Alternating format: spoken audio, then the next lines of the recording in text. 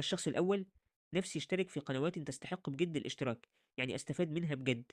الشخص التاني: فهمتك القنوات اللي بتستفاد منها لازم تكون قنوات تناسبك أنت وتناسب مهارتك.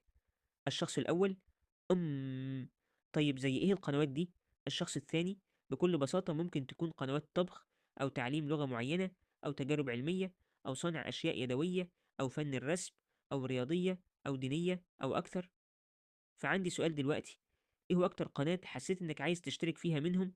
الشخص الأول: بصراحة كل أفكار القنوات دي تلهم كل شخص وفعلا تستحق الاشتراك فيها، بس زي ما قلت انت كده بالظبط، كل شخص يناسبه قناة على حسب مهاراته أو أفكاره، فأنا اخترت المحتوى اللي يلائمني جدا. الشخص التاني: طيب ده خبر مفرح، ايه هو بقى المحتوى اللي يلائمك؟ الشخص الأول: المحتوى الديني، أنا فعلا محتاج أتقرب من ربنا أكتر من كده بكتير، وخصوصا إحنا في شعبان وقرب رمضان والعيد، يعني كلها أيام مفترجة ولازم نكون خالصين لله وحده. الشخص التاني: الله كلامك كله جميل ومهذب فعلا، وانت إنسان ذو خلق واحترام، بجد كلامك حلو جدا. طيب اسمعني للآخر وخد كلامي ده جد، عشان دلوقتي جيت مرحلة اختيارك لأنسب قناة دينية. الشخص الأول: آه دي ممكن تكون أصعب مرحلة اختياري للقناة الدينية، رغم إن في أكتر من مليون قناة دينية.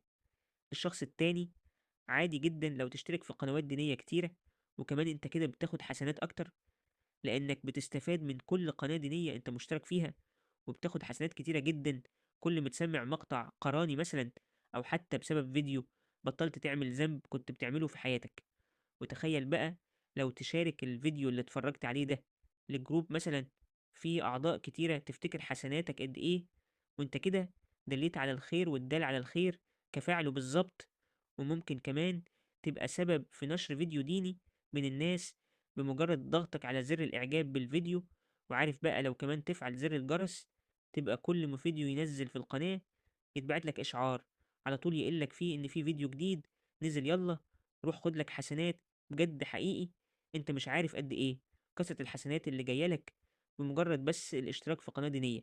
بس خلي بالك، لازم تعرف ان احنا منعرفش اذا كنت هتاخد حسنات قد ايه، الله اعلم بحاجة زي كده. وبالنسبة للاستغلال الديني بيبقى مختلف تماما عن اللي بنقوله ده، لان احنا بنتكلم عن فائدة القناة الدينية، مش بنقولك انت مجبور انك تشترك.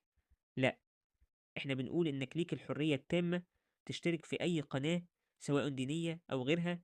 احنا كل اللي عايزين نوصله لك انك تختار اللي يلايمك وبس، وانت مش مجبور عشان تشترك في قناة معينة، بالعكس انت اللي ليك الحرية التامة في القرار ده.